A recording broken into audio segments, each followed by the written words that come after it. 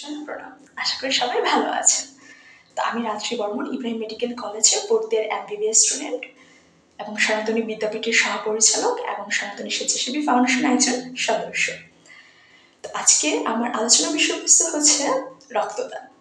তো প্রায় অনেকের রক্ত নিয়ে বিভিন্ন ধরনের ভুল ধারণা থাকে। তো সেই ভুল ধারণাগুলো ভাঙতেই আজকের ভিডিওটা। হ্যাঁ, আপনি ঠিকই জানেন যে রক্ত দিলে ক্যান্সার ঝুঁকি কমায়। কিভাবে সেটা চলুন জেনে নিই। আর কি কি উপকারিতা হয় এবং কেন রক্ত দেওয়া উচিত সে সবকিছু নিয়ে আজকে আমি আলোচনা করব। তো প্রথমত চলুন জেনে নিই রক্ত সম্পর্কে। তো রক্ত হলো এক ধরনের তরলযোজক কলা, যেটা আমাদের বডিতে প্রবাহিত হয় এবং আমার বডির যে কোষগুলো সেগুলো হচ্ছে রক্ষণের জন্য বা সে কোষগুলোতে যেন পুষ্টি পৌঁছায় সেটার কাজ করে। মানে বেসিক কথা হচ্ছে আমার বিভিন্ন বডিতে হচ্ছে অক্সিজেন সাপ্লাই থেকে শুরু করে বিভিন্ন ধরনের কাজ করে থাকে। এখন চলুন জেনে নিই যে রক্ত কেন দেওয়া উচিত। তো বিভিন্ন মেডিকেল জার্নাল বা মেডিকেল বিভিন্ন ধরনের তথ্য থেকে বা জরিপ থেকে বা ডক্টরের কাছ থেকে আপনারা যদি শুনেন তাহলে জানতে পারবেন যে আমাদের রক্তের যে উপাদানগুলোর ভিতরে কিছু সেল আছে আর হচ্ছে যে আপনার তরল অংশ আছে।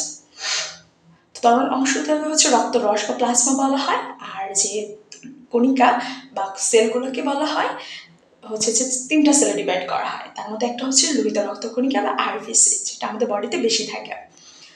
তো বলা হয় যে আরবিসির লাইফ স্প্যান 120 দিন, মানে 120 দিন পর্যন্ত আরবিসি বেঁচে থাকে। তারপরে তার কি হয়, সে ধ্বংসপ্রাপ্ত হয়ে আবার অস্থিমজ্জা থেকে তৈরি হয়। তো এই যে দেখুন, এই 4 মাস পর কিন্তু আমার বডিতে যে রক্ত বা লোহিত রক্তকণিকাগুলো সেগুলো এমনিতে ডিস্ট্রয় হয়ে যাচ্ছে। তার মানে এই জন্যই বলা হয় যে 4 মাস পর আপনি রক্ত দিতে পারবেন। তাহলে দেখুন আপনার বডিতে যেটা আপনার কাজে লাগছে না, যেটা 4 মাস পর আপনার বডি থেকে সরে গিয়ে আবার নতুন করে তৈরি হচ্ছে, সে রক্ত আপনি যদি কাউকে দিয়ে প্রাণ বাঁচাতে পারেন তার চেয়ে বড় উপকার হয়তো আর কিছু হয় না।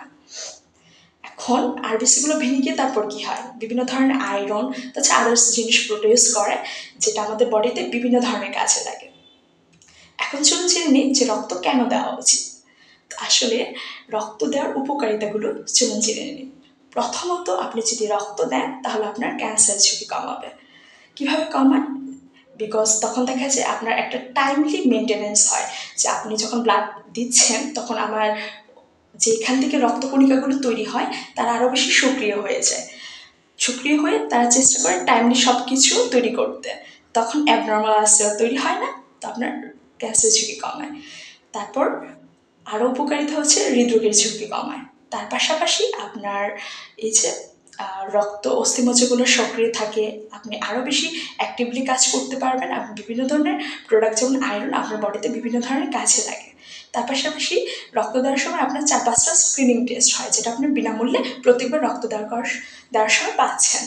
আর last of all mental satisfaction, যেটা সর্বোপরি, যে আপনি একজনকে রক্ত দিয়ে তার জীবন বাঁচালেন, তখন আপনার মনের মধ্যে যে প্রশান্তি কাজ করে সেটা আর অন্য কোথাও কখনো পাবেন না। তো এখন চলুন জেনে নিই আমার এই আরবিসি গুলো যদি না ভাঙে বা অস্থিমজ্জা যদি প্রপার সক্রিয়করণ না থাকে তখন আমার কি হইতে পারে।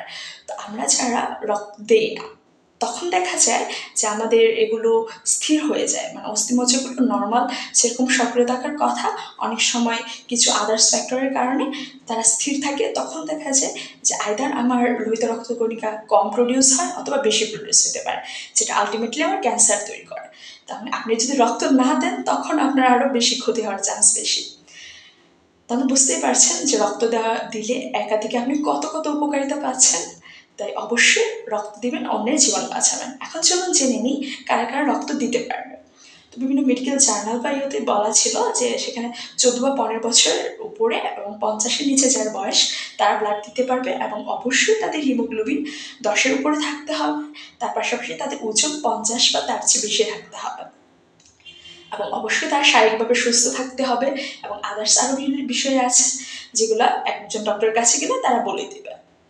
আর তাদের অবশ্যই ব্লাড রিলেটেড ওরকম কোনো হচ্ছে যে হাইপার, যদি লো প্রেশার থাকে সেক্ষেত্রেও একটু প্রবলেম হয়। তো এই ছিল আজকের হচ্ছে রক্তদান বিষয়বস্তুর আলোচনা। তো সবাইকে আবারও বলবো অবশ্যই রক্ত দিন, অন্যের জীবন বাঁচান। দেখবেন আপনি মেন্টাল স্যাটিসফ্যাকশন পাচ্ছেন। আর অবশ্যই ভিডিওটা দেখার পর সবাই কমেন্টে জানাবেন কি কতবার রক্ত দিয়েছেন এবং কার ব্লাড গ্রুপ কি। তো আবার সবাই চলুন শপথ নিই, রক্ত দিই, জীবন বাঁচাই। হরে কৃষ্ণ, প্রণাম।